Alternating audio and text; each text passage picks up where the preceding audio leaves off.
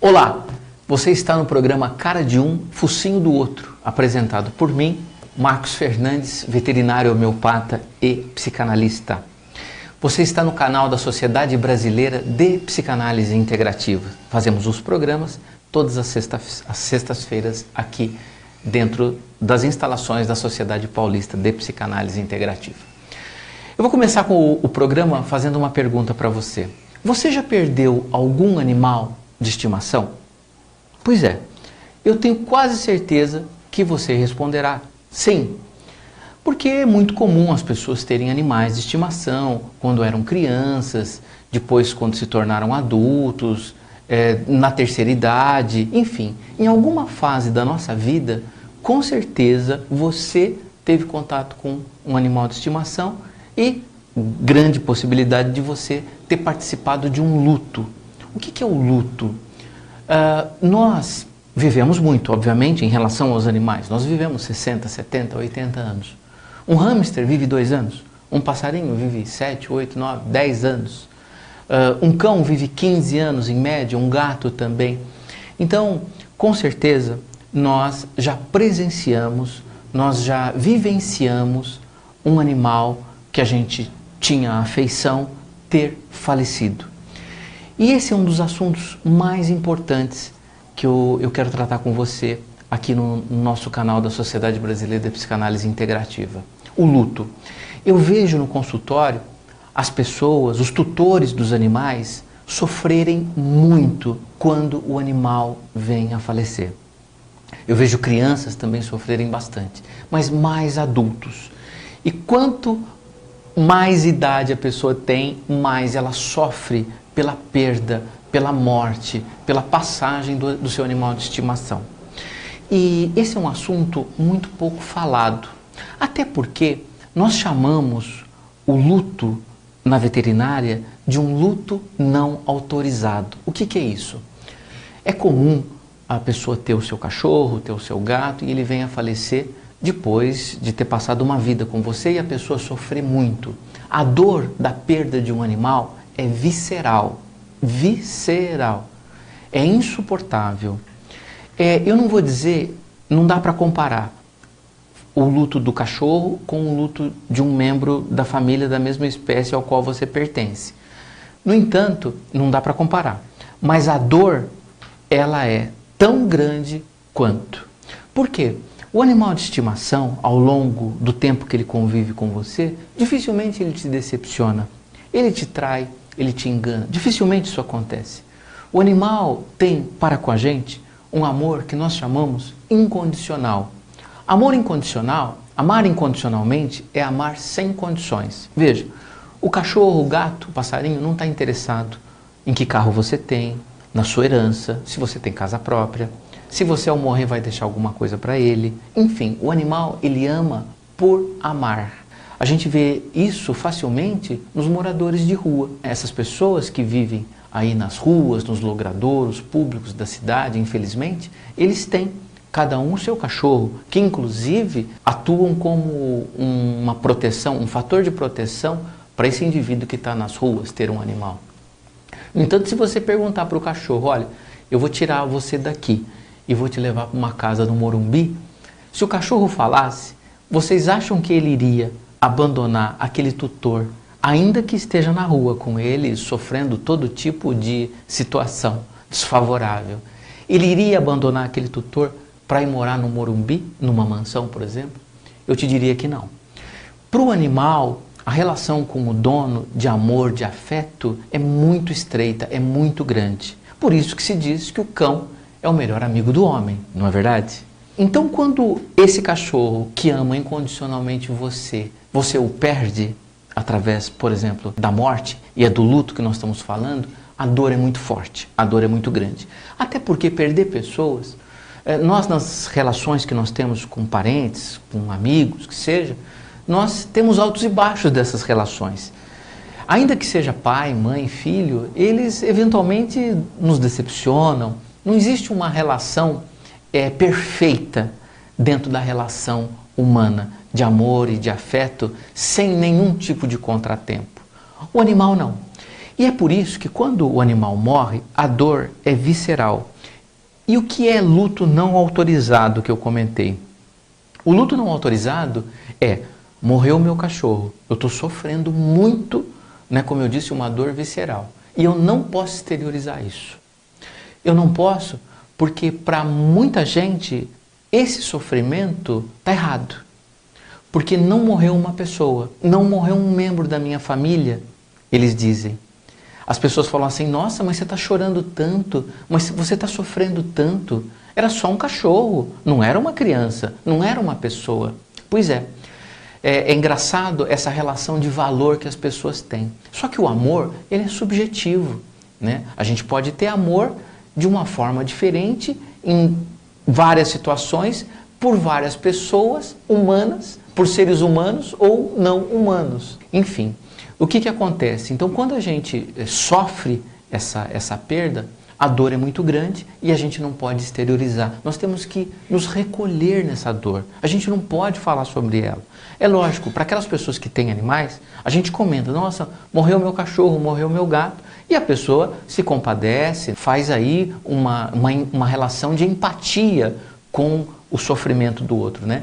A gente acaba sendo compassivo. Quem tem animal e de repente encontra alguém que perdeu o seu cachorro, o seu gato para a morte e está sofrendo, você tem uma relação de empatia, de compassividade, né? Você é compassivo com esse sofrimento.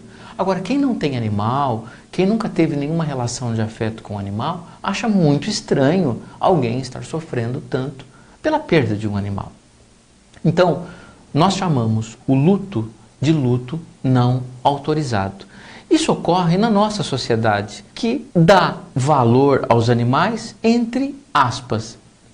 Então, o que acontece? Nós precisamos entender que quando encontramos ou nos deparamos com alguém que está sofrendo esse luto, nós devemos acolher esse sofrimento, acolher esse luto. Acolher não é dar força, não é concordar. Acolher é acolher.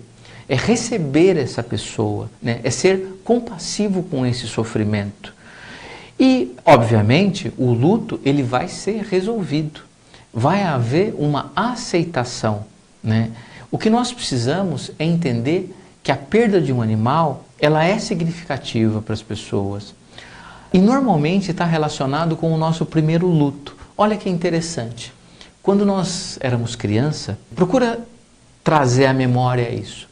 Quem não perdeu, como eu disse no início do programa, um hamster, um passarinho, o cachorrinho lá de estimação da família? Isso é importante porque a criança ela vai percebendo a relação de efemeridade da vida, né? Ou seja, a morte existe. Ela é algo certo e ela ocorre, inclusive em outros reinos, no reino animal, no reino vegetal. Uma planta também morre, um animal morre. Então é muito importante as crianças entenderem esse processo do luto também. Então, perder um animal em tenra idade, lá quando a gente é criança, isso é algo extremamente importante. É o nosso primeiro contato com a morte. Isso deve ser encarado com uma naturalidade da melhor forma possível. Nós temos que ter uma relação de naturalidade em relação a essa situação. Obviamente, o sofrimento ele é um processo individual, né? Há pessoas que vão sofrer 3 meses, há pessoas que vão sofrer 6 meses e há pessoas que vão sofrer a morte o resto da vida. Elas vão ficar enlutadas, elas não vão aceitar, ressignificar essa vivência que elas tiveram, procurando um entendimento sobre a vida. Lógico, é muito importante que você entenda isso, até porque quem tem animais, de alguma forma, vai perdê-los.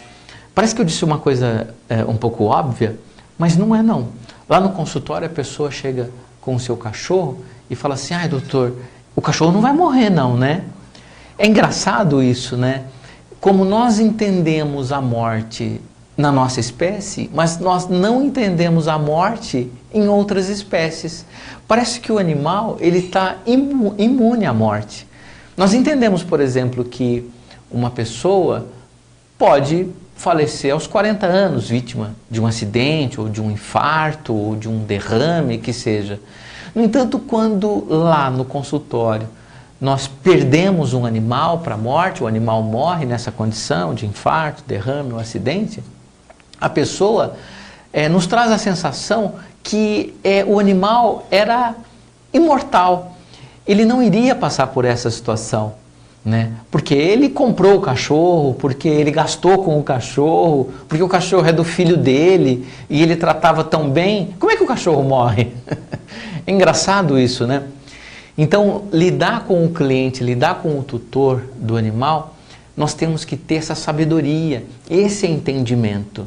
É por isso que eu sempre recomendo aos veterinários, né, e aos profissionais de saúde no geral, eu vou falar sobre a minha área, obviamente, que estudem, por exemplo, psicanálise, que a psicanálise vai te dar uma ideia de como essas emoções, esses sentimentos, essas questões ocorrem na vida da pessoa. E é muito importante que o profissional, o médico veterinário, ele tenha esse preparo de lidar com a morte do seu cliente, aliás, melhor dizendo, do seu paciente.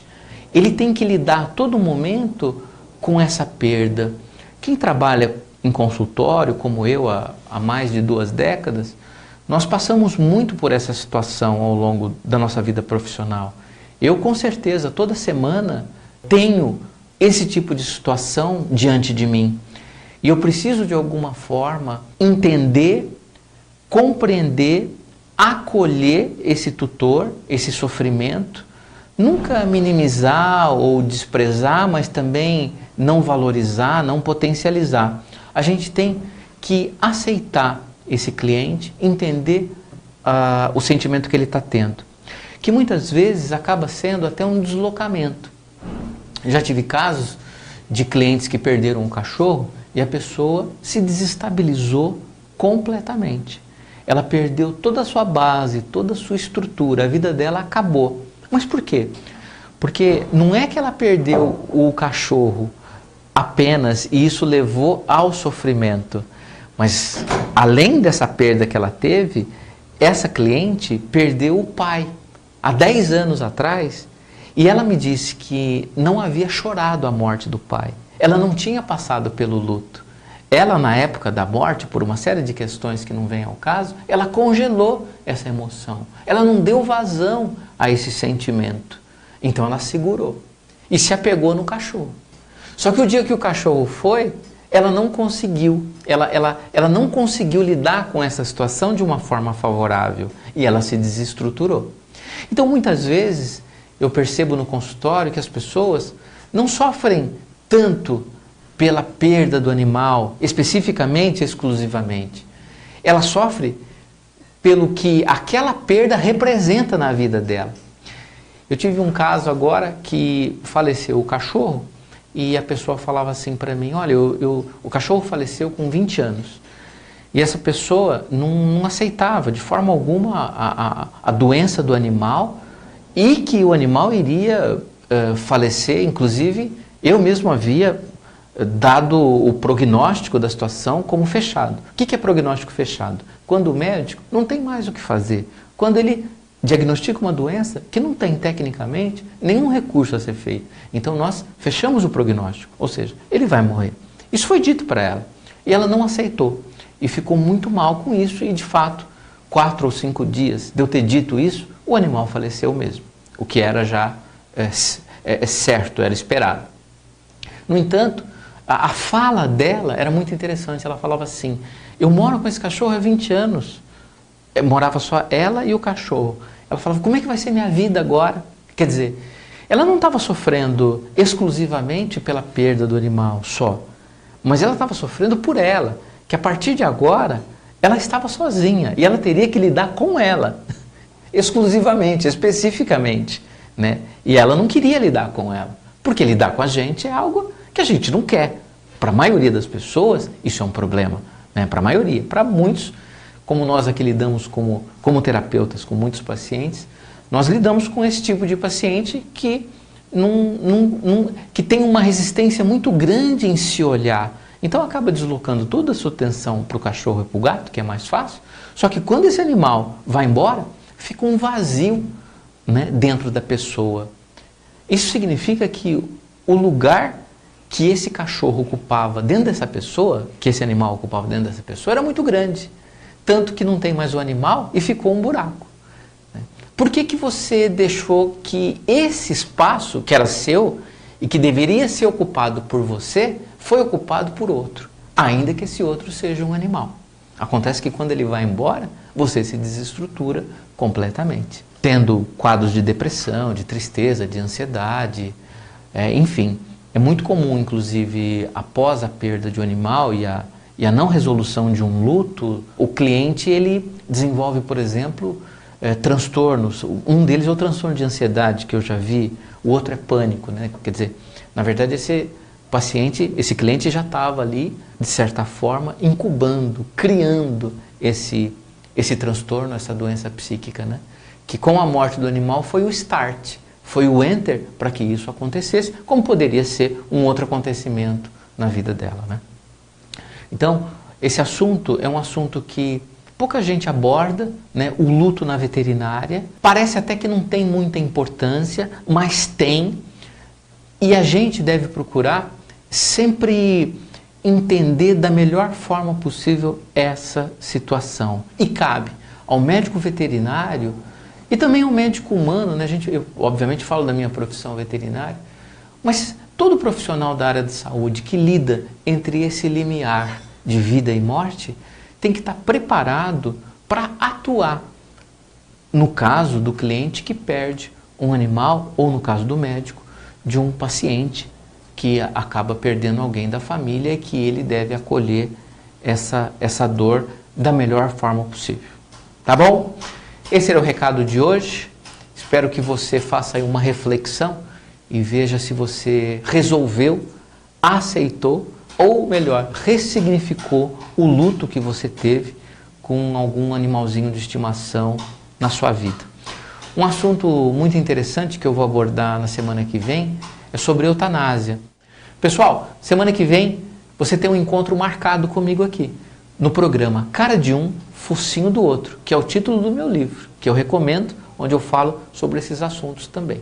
Semana que vem estaremos aqui novamente no canal da Sociedade Brasileira de Psicanálise Integrativa.